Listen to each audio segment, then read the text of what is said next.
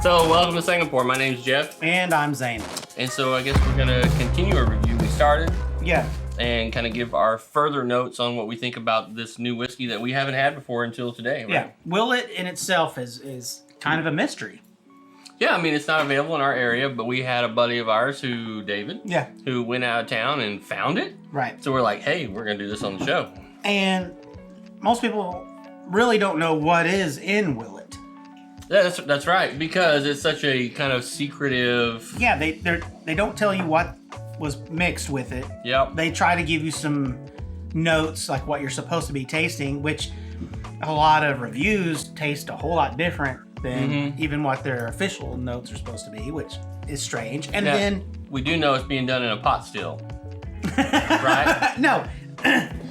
It's not. It's pretty sure that it's in an upright still, a traditional. Now there is a part of the process that I still think goes in a pot still. But it says Pot Still Reserve. Yeah, it's all like smoke and mirrors, and mystery. And with the smoke and mirrors, it actually ends up getting reviewed a lot as being a middle of the road bourbon because people feel like that. The bourbon that's in the bottle doesn't match the artistry of the bottle. I will say at the end of the day, it's a very interesting bottle. It looks completely different than most bottles on the shelf. So, I mean, if I was, does that make a difference for you?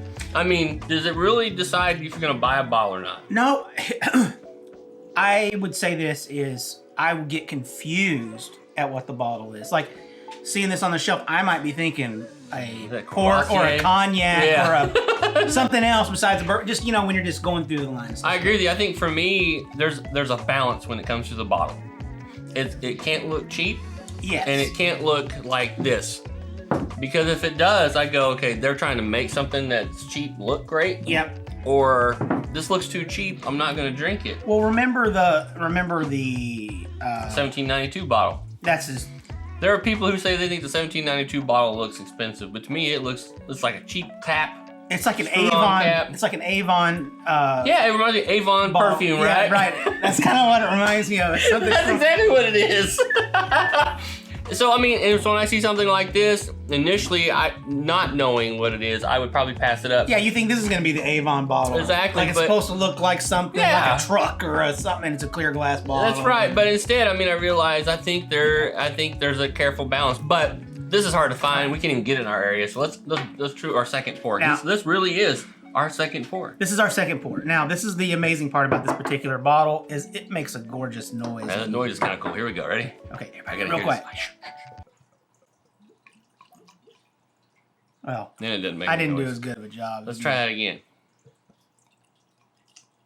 Wow, it's quiet now. Okay, forget everything I just said. All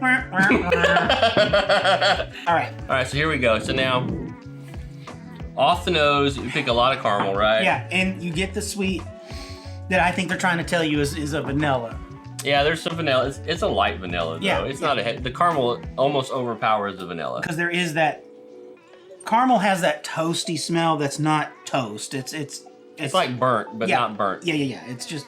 Now, I am getting the oak, but the oak is super light on this, I think. It's like they put it in a barrel and went, bloop, okay, and they took it out. Yeah.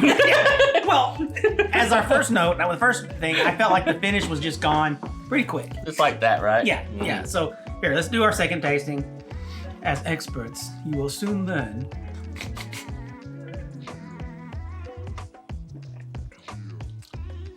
Okay, I get a lot of the oaky flavor. Yeah, so the oak is a lot stronger on the swallow.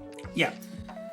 But I still say at 94% or 94 proof, it's not as spicy as I thought it would be. No, it has minimal heat.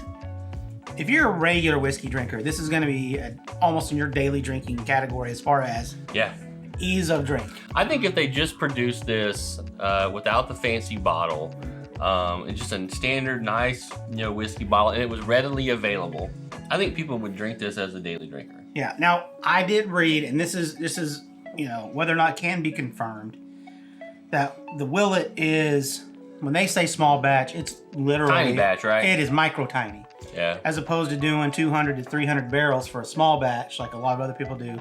Supposedly this does under 15 barrels. Now I wonder if that's changed due to its popularity. Now that it's become popular, I wonder if they've upped production, and then maybe 5 years from now, 4 or 5 years from now, we may see this more readily available. I don't know how long they're even storing in a barrel. It could be just 2 years. Yeah, we don't know. I mean, it does tend to feel like a 2-year bourbon. Yeah, I mean, it has... There's not enough oak in there to me, or spiciness in there to tell me that. It feels young. It's coming up quick. Yeah, it's like 2 years, get it out of the barrel, put it in this bottle, we're shipping it out. Now, the other thing as we were discussing earlier, was I do feel like I get some kind of rye whiskey notes on this. And I can kind of taste what you're saying there. This is that spicy end of it. Yeah. Kind of a peppery spice. I was picking up bread, like banana bread or something, and we looked online and found that they try to push toward like a lemon cake. No, there is definitely a cakey thing. I'm not really getting the citrus in there that they're calling out, but I am getting a lot of the cakiness, so that could be rye as well. I'm going to tell you what, I think this is a great flavor. Yeah, don't get me wrong. As much as what we're saying about it, it is a good whiskey. Yeah, okay, we have our 1 to 5 scale. 1 to 5, so 5 being that it's okay, or no? Yeah, no, it's good. It's good. We would put it in the cabinet. Or 1 being the holy grails, the top tier. You gotta search for it and get it in the cabinet and keep it in stock. I am interested in finding a bottle.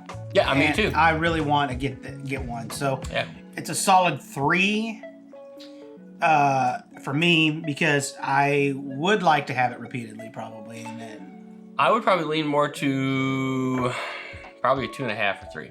2.5, 3, getting quite a bit higher. Okay. Just a little bit higher, because I think if it's a daily drinker, you keep those in the cabinet.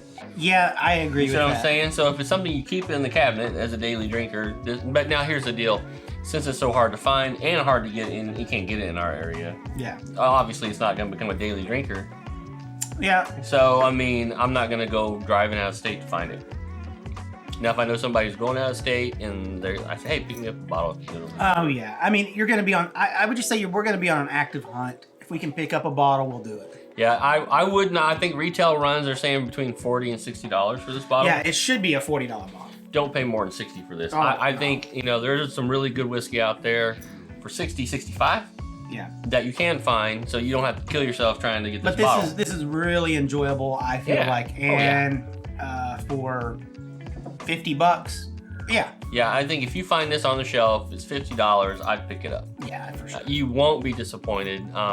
It's a really nice, smooth bourbon. They did a good job. This is good. And from batch to batch, it will be different. And I guess this would be straight bourbon, because it's from Kentucky, and so I mean, I think it fits all the bourbon categories. It's a mystery we do not know. Yeah, it does say Kentucky straight. So, I mean, but then again, so yeah, I know, right? There's nothing about that's true. What actually composes. So you know what? Hey, look down below. Write your comments if you've had Willet before. We'd love to hear from you. Yeah. If you've never had Willet and you can find your area, hey, we'd love to hear what you think about it after you've tried it. In the meantime, please like and subscribe to our channel. If you missed it so far this week, we actually did an episode using this as our whiskey, and it's excellent for our donut episode. Yes. Right? For donuts, it completely changes this whiskey, and it's incredible.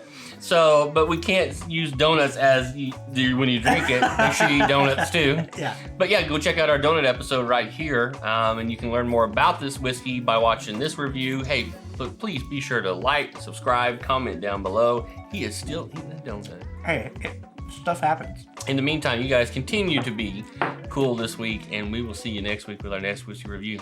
Cheers.